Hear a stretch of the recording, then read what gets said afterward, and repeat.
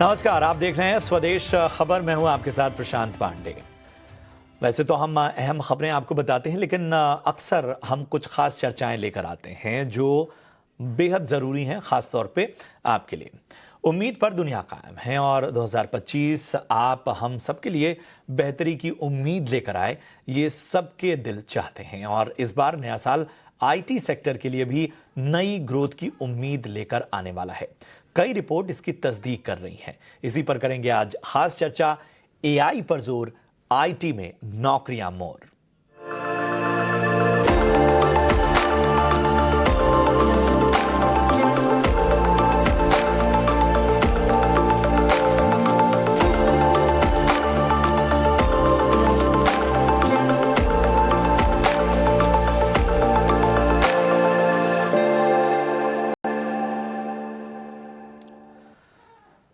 भारतीय सूचना प्रौद्योगिकी क्षेत्र यानी आईटी, इस सेक्टर में जॉब चाहने वालों के लिए अच्छी खबर है। इस साल आईटी सेक्टर में नौकरियों में आई गिरावट के बाद अब नए साल में फ्यूचर अच्छा दिख रहा है। स्पेसिफिक स्किल, खासतौर पर आर्टिफिशियल इंटेलिजेंस और डेटा साइंस पर फोकस इस सेक्टर में बदलाव के संकेत हैं। भारत में साल 2024 में आईटी सेक्टर की भर्तियों में गिरावट देखी गई। अब 2025 के लिए संभावनाएं बहुत बेहतर नजर आ रही हैं। आर्थिक स्थितियों, टेक्नोलॉजी में डेवलपमेंट में जो है वो सब जॉब मार्केट में एक सुधार की ओर इशारा कर रहे हैं। ग्लोबल कैपेबिलिटी सेंटर में भर्तियों को बढ़ावा मिला है, जिससे टेक्नोलॉजी प्रोफेशनल्स के लिए 52% से ज्यादा, लगभग 52.5% नौकरियां पैदा हुई हैं। हालांकि वो आईटी सर्विस सेक्टर में जिस तरह का डेंट आया, जो गिरावट आई, उसकी पूरी तरह से भरपाई नहीं कर पाई हैं। लेकिन इस उम्मीद पर ही आज हम चर्चा करने वाले हैं और इस पूरी रिपोर्ट के तमाम पहलुओं को समझेंगे। हमारे साथ आज चर्चा में एक बेहद खास मेहमान शामिल हो रहे हैं। मैं परिचय करा दूं, हमारे साथ आज की ये चर्चा में जयदीप केवल रमानी साहब हैं, जो कि सीईओ हैं टीम लीज एडटेक के और हेड ऑफ एम्प्लॉयबिलिटी बिजनेस के हैं। और बहुत बहुत स्वागत सर आपका इस चर्चा में शामिल होने के लिए, अपना समय देने का बहुत बहुत धन्यवाद। और जैसा हम नए साल को एक उम्मीद के तौर पर देख रहे हैं, आप भी इस रिपोर्ट से गुजरे होंगे। जाहिर सी बात है कि एक ट्रेंड हमने देखा कोरोना में, जब डिजिटाइजेशन, टेक्नोलॉजी, इन सब के एडेप्टेशन ने कंपनियों को मजबूर कर दिया कि वो भर भर के भर्तियां करें। लेकिन एक दौर ऐसा भी आया जब डेंट लगा और हम मंदी तो नहीं कह सकते, लेकिन एक रीस्ट्रक्चरिंग के दौर से भी कंपनियां गुजरी और उन्होंने नई टेक्नोलॉजी एडाप्टेशन में भी कुछ नौकरियों पर कहीं ना कहीं प्रहार किया। ऐसे में अब यही नई टेक्नोलॉजी, जिनका नैरेटिव ये था कि ये तो सारी नौकरियां खा जाएंगी, अब मौके पैदा कर रही हैं। बताइए आपका टेक। जी नमस्ते। सबसे पहले तो इस शो पे बुलाने के लिए धन्यवाद। आपका ऑब्जर्वेशन सही है। एआई जैसे एक टेक्नोलॉजी है जिसमें जब 2 साल पहले ये टेक्नोलॉजी सबके खबर में आई थी, खैर है तो बड़ी पुरानी, पर जनरेटिव एआई के बाद बहुत सारा अटेंशन मिला। तब सबसे पहला डर लोगों में ये था कि ये तो नौकरियां खा जाएगी। बट हमने तभी भी कहा था, काफी सारे एनालिस्ट ने कहा था कि कुछ नौकरियों को रीस्किल करने की जरूरत पड़ेगी, कुछ नौकरियां शायद जाएं भी, बट बहुत सारे नए अपॉर्चुनिटीज भी क्रिएट होंगे। आज एक हम शो पे बात कर रहे थे, तो एक बात ये निकली कि आज सबसे बड़ी प्रोग्रामिंग लैंग्वेज कौन सी है जनरेटिव एआई के बाद। तो बात ये निकल कर गई कि इंग्लिश, क्योंकि आप इंग्लिश में प्रॉम्प्ट देके कोड जनरेट कर सकते हैं। आप जनरेटिव एआई यूज करके कंटेंट डेवलप कर सकते हैं, आप क्रिएटिव इमेज कर सकते हैं। तो बहुत सारे नए अपॉर्चुनिटीज आ रहे हैं। इससे प्रोडक्टिविटी लोगों की इंप्रूव हो रही है और क्वालिटी और टर्न अराउंड टाइम भी इंप्रूव हो रहा है। तो इसके लिए ऑर्गेनाइजेशंस और उनके जो एम्प्लॉयज हैं, ये बहुत बड़ा मौका है ऑर्गेनाइजेशंस का स्पीड और प्रॉफिटेबिलिटी बढ़ा। आपने कही सर, लेकिन एक चीज मैं समझना चाहता हूं कि आईटी में ऐसी क्या बात है कि हम देखते हैं कि एक तो रुझान भी नजर आता है बहुत ज्यादा, और यहाँ एडेप्टेशन भी मतलब जिस एआई की बात की जा रही है, जो शायद बहुत सारी नौकरियों को रिप्लेस कर रही थी या एडवांस स्किल की डिमांड कर रही थी, वहां हमने देखा एडेप्टेशन भी बड़ी तेजी से हुई। जी बिल्कुल, ये इंडस्ट्री पूरी बेसिस ही इनोवेशन की है। आप हर 2 साल 3 साल में कुछ एक नया रुझान देखते हैं, एक नया ट्रेंड आता है। और ये खासकर आप देखेंगे जीसीसीज और जो कंपनीज जो प्रोडक्ट ओरिएंटेशन है, जिसमें आर एंड डी ओरिएंटेशन है, वो इसके फोरफ्रंट पे रहते हैं। यूएस के मार्केट्स तो खैर they drive the sentiment, followed by European markets and then Asia Pacific and EMEA. तो हर साल हर दूसरे साल कुछ ना कुछ नया करना जरूरी है, ताकि प्रोडक्टिविटी और क्वालिटी इंप्रूव होती रहे और इंडस्ट्री को बेटर प्रोडक्ट्स मिले at more cost effective prices. यही अपॉर्चुनिटी आईटी इंडस्ट्री प्रेजेंट करती है।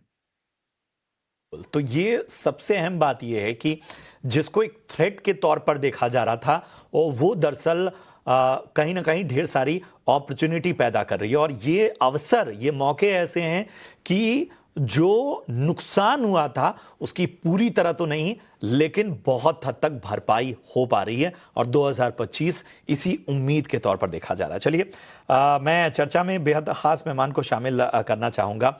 हमारे साथ आज चर्चा में एक और ख़ास मेहमान है, और इसलिए भी विशेष हैं क्योंकि ये जो पूरी रिपोर्ट है, ये जो सारे ट्रेंड्स हैं, ये जाहिर सी बात है कि उस एक ऐसी एजेंसी, एक ऐसी फर्म से आए हैं जहां पर ये उम्मीद नजर आ रही है। मैं परिचय करा दूं, हमारे साथ सुनील चेम्मन कोटिल साहब हैं, जो कि कंट्री मैनेजर हैं एडिको इंडिया से। एडिको इंडिया की ही ये रिपोर्ट है जिसने इस बेहतरी की ओर इशारा किया है। सुनील सर, अच्छा लग रहा है आपसे बातचीत करते हुए। हमें बताइए, रिपोर्ट तो हम गुजरे हैं, क्या फाइंडिंग्स मेन रूप से देख रहे हैं? ये सपोर्ट कहाँ से मिल रहा है, क्या ऐसा बदल गया है? देखिए, अगर आप 2024 देखेंगे तो उसमें तो काफी हद तक geographical indicators were very poor, तो उसकी वजह से हायरिंग उतना ठीक से हुआ नहीं है, और जिसकी वजह से आपका डिक्लाइन देखा गया है। 7% 7 to 8% डिक्लाइन देखा गया है। हमने देखा है कि फ्रेशर हायरिंग में भी काफी कटौती हुई थी 2024 में, और हमने ये देखा कि काफी इम्प्रूवमेंट्स है टायर 2 हायरिंग में। टायर 2 हायरिंग में आपने 48% की सुझाव देखा है।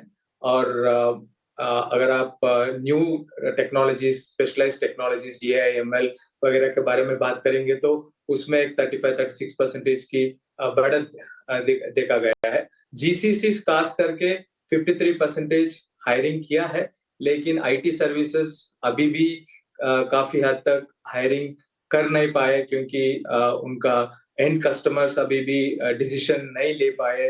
Lot of geographical macro indicators जो उनके फायदा हुआ नहीं है, उसकी वजह से हमने देखा कि ओवरऑल अगर देखें तो जीसीसी 53% हायरिंग पिच इन किया, लेकिन आईटी सर्विसेज नहीं होने की वजह से डिक्लाइन हुआ।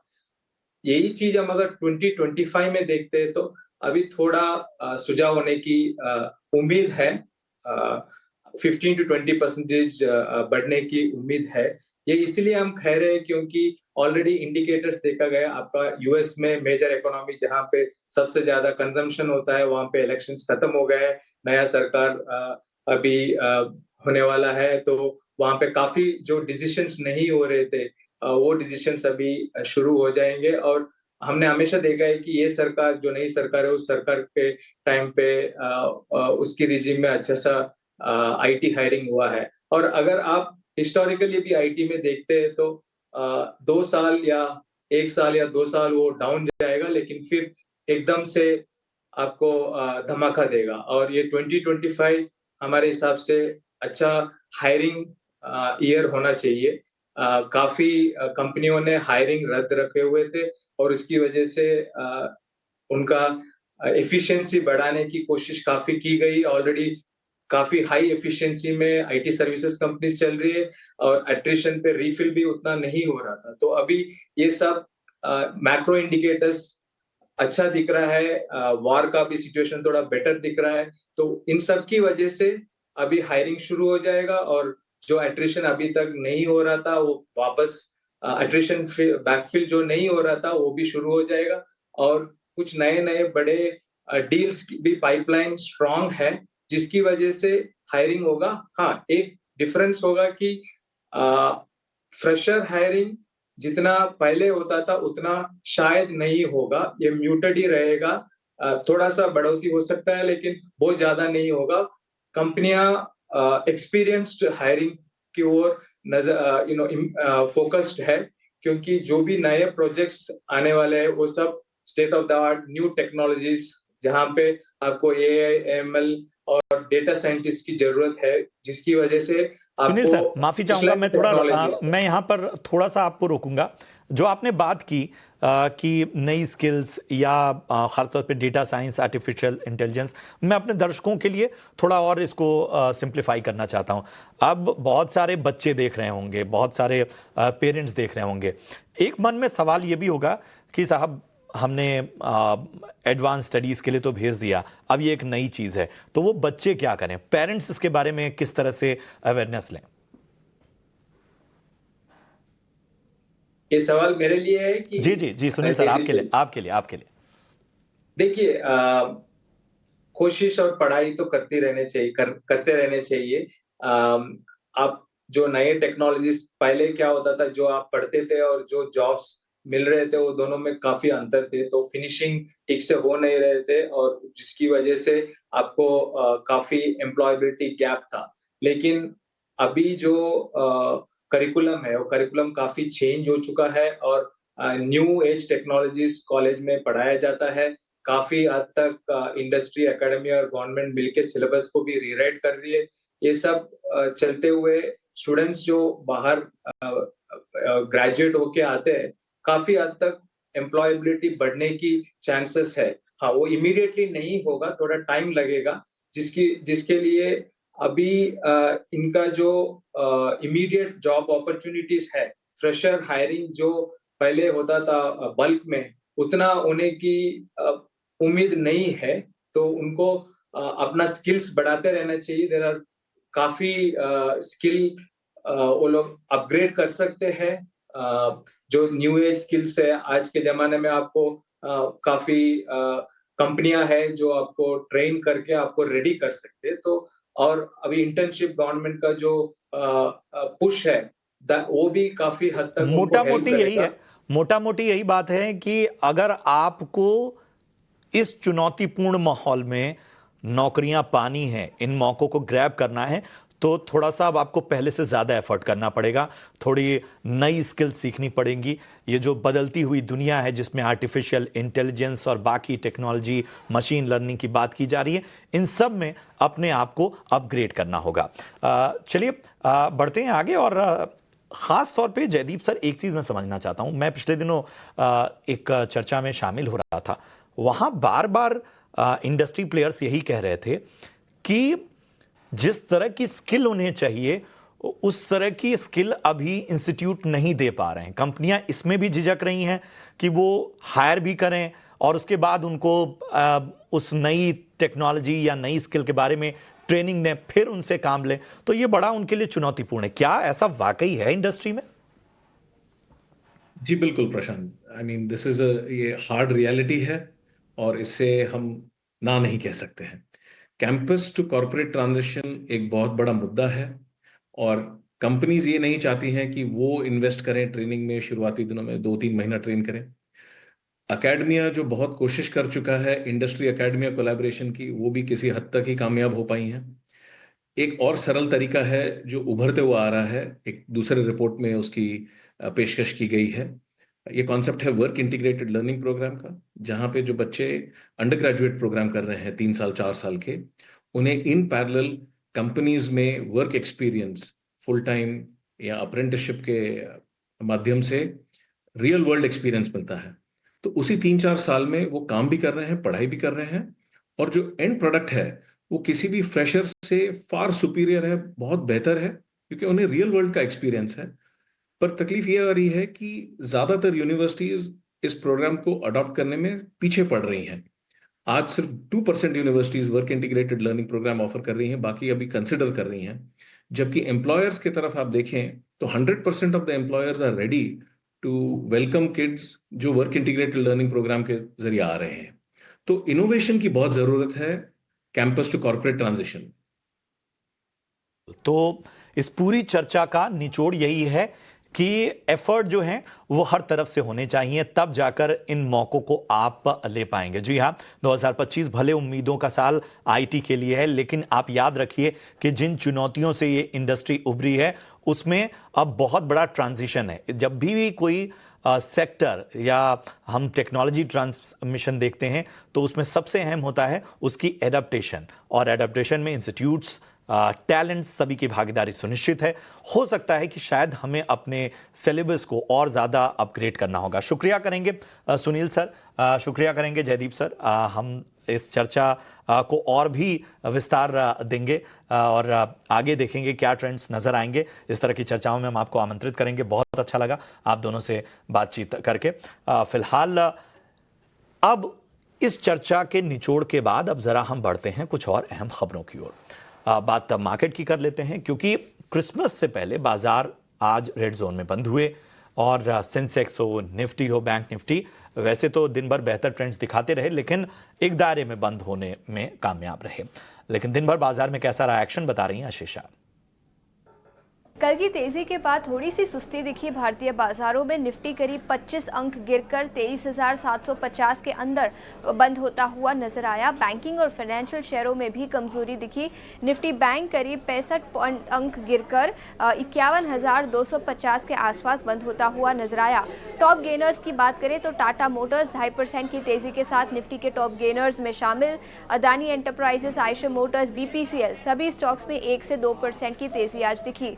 लूजिंग साइड पर पावर ग्रिड 1.5% नीचे, जेएसडब्ल्यू स्टील, एसबीआई लाइफ और टाइटन इन सभी स्टॉक्स में भी 1 से 2% की गिरावट आज दिखी। इंडिविजुअल सेक्टर्स की बात करें तो ऑटो इंडेक्स एक अकेला सेक्टोरल इंडेक्स था कल जो लाल निशान में बंद हुआ, लेकिन आज वो ट्रेंड रिवर्स होता हुआ नजर आया। Nifty auto index out performer तो था ही, लेकिन भारत फोर्ज 2% की तेजी यहाँ पर। टाटा मोटर्स, टीवीएस मोटर और आयशर मोटर्स में भी करीब 1 से 2% की तेजी दिखी। एल्को बेवरेज इंडस्ट्री स्टॉक्स में भी काफी एक्शन था। यूनाइटेड स्पिरिट्स, यूनाइटेड ब्रूअरीज और रैडिको खैतान सभी स्टॉक्स में करीब 2 से 2.5% की तेजी आज के सत्र में दिखी। कई सारे इंडिविजुअल स्टॉक्स फोकस में थे। ग्रीन इलेक्ट्रा, ग्रीव्स कॉटन 7.5% की तेजी के साथ बंद हुआ। टाटा ग्रुप ऑफ स्टॉक्स तो फोकस में थे ही। सिजिलिटी इंडिया में करीब 5% की अपर सर्किट दिखी। जेपी मॉर्गन की रिपोर्ट आई जिसके चलते इस स्टॉक में एक्शन दिखा, लेकिन ऑल इन ऑल कल की तेजी के बाद आज सुस्ती भरा माहौल था और 23,750 के नीचे निफ्टी 50 बंद होता हुआ नजर आया। शुक्रिया आशीषा बाजार की तमाम अपडेट के लिए। चलिए बढ़ते हैं अपने खास सेगमेंट 5 का पंच की तरफ। मेरे सहयोगी जिन्हें आपको बताएंगे कि आखिर किन शेयरों और सेक्टर ने लगाया मार्केट में एक्शन भरा पंच। जी तो बिल्कुल बात करते हैं आज के 5 के पंच की। देखेंगे 5 ऐसे स्टॉक जिसमें न्यूज़ फ्लो के दम पे और ब्रोकरेज के दम पे आज हमें एक्शन देखने मिला। शुरुआत करते हैं इंडिगो से। जेफरीज की रिपोर्ट है जो अभी हमें पैसेंजर एयर ट्रैफिक डेटा निकला है नवंबर महीने का, उसके ऊपर तो देखेंगे डोमेस्टिकली इंडिया का जो पैसेंजर डोमेस्टिक ग्रोथ है वहाँ पे 12% का एक हमें बढ़ोतरी देखने मिला ईयर ऑन ईयर बेसिस पे। वहीं अगर हम इंडिगो की बात करें तो जो पैसेंजर लोड फैक्टर होता है PLF, वहाँ पे एक अच्छा खासा हमें जंप देखने मिला। करीब करीब 90% का PLF कंपनी ने रजिस्टर किया, जो कि नवंबर देखेंगे तो सेकेंड बेस्ट नवंबर निकल कर आया है पिछले 5 सालों में। उसके अलावा जो मार्केट शेयर है इंडिगो का वो फोकस में रहेगा, क्योंकि ऑल टाइम हाई एक मार्केट शेयर कंपनी ने टच किया है 63.6% का, जिसके चलते एक तेज़ी भी नज़र आई। इसके बाद में बात करेंगे बायोकॉन की, तो कंपनी को एक DCP अप्रूवल मिला है उनके एक कॉम्प्लेक्स फॉर्मुलेशन के लिए। और ये जो अप्रूवल है वो कंपनी और उनके जो यूरोपियन पार्टनर है जेंटिवा उनको मिला है। और बेसिकली जो फॉर्मुलेशन है ये टाइप 2 डायबिटीज़ और वेट लॉस मैनेजमेंट के ट्रीटमेंट में इस्तेमाल की जाती है। इसके अलावा ओबरॉय रियल्टी ये स्टॉक फोकस में आज हमें नजर आया। कंपनी ने एक डेवलपमेंट प्लान को एग्जीक्यूट किया है। अलीबाग में कंपनी एक बड़ा लैंड खरीद रही है, करीब 81 एकर्स का ये लैंड होगा। और जो इस्तेमाल होगा ये लैंड का, ये बेसिकली एक लग्जरी 5 स्टार होटल्स और करीब 150 रेसिडेंशियल लग्जरी विलास कंपनी बनाएगी ये बड़े प्रोजेक्ट पे। इसके अलावा चौथे स्टॉक की बात करेंगे तो BPCL ये फोकस में रहा। बोर्ड ने अपने एक प्रोजेक्ट के लिए अप्रूवल दिया है। उनका जो ग्रीनफील्ड रिफाइनरी प्रोजेक्ट है पेट्रोकेमिकल कॉम्प्लेक्स आंध्र प्रदेश में स्थित होगा। और करीब जो कॉस्ट ऑफ फंड होगा ये प्रोजेक्ट के लिए करीब 6,100 करोड़ का होगा, जिसके लिए कंपनी को बोर्ड से एक अप्रूवल अप्रूवल मिला है। और लास्ट में बात करेंगे सेजिलिटी इंडिया की, तो JP मॉर्गन से एक ओवरवेट रेटिंग निकला है। इनिशिएशन उन्होंने रिपोर्ट किया था, जो टारगेट प्राइस है सेजिलिटी इंडिया के लिए वो दिया है 54 रुपीज़ इंटरडे लेवल पर। हमें 5% का अपर सर्किट भी कंपनी ने लगाया स्टॉक प्राइसेस ने।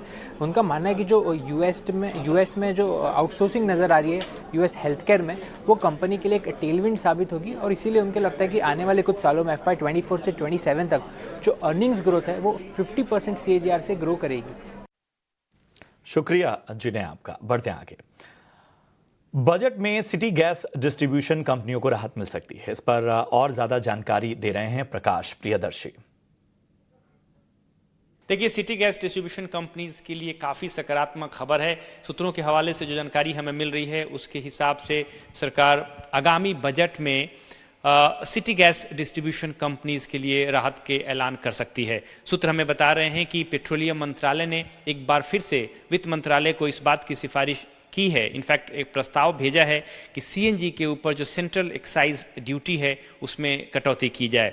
दरअसल जैसा कि आपको पता है कि पिछले बजट में भी, यानी कि जुलाई में सरकार ने जो बजट पेश किया था उसमें भी पेट्रोलियम मंत्रालय ने ये सिफारिश की थी कि CNG के ऊपर सेंट्रल एक्साइज ड्यूटी में कटौती की जाए ताकि CGD सेक्टर को राहत मिले। लेकिन सरकार ने उस वक्त इस प्रस्ताव पर कोई फैसला नहीं किया था और अब हमें सूत्र बता रहे हैं कि एक बार फिर से पेट्रोलियम मंत्रालय ने वित्त मंत्रालय को इस मसले पर संपर्क किया है। प्रस्ताव के हिसाब से पेट्रोलियम मंत्रालय की ये मांग है कि सेंट्रल एक्साइज ड्यूटी जो कि CNG के ऊपर है उसमें 5 से 7% की कटौती की जाए और उसको घटाकर करीब 7% कर दिया जाए, जो कि इस वक्त 14% है। इसका मतलब ये है कि अगर CNG पर जो सेंट्रल एक्साइज ड्यूटी है उसमें अगर आधे के करीब की कटौती की जाती है तो इसका काफ़ी फायदा होगा CGD कंपनीज को और कंज्यूमर को भी।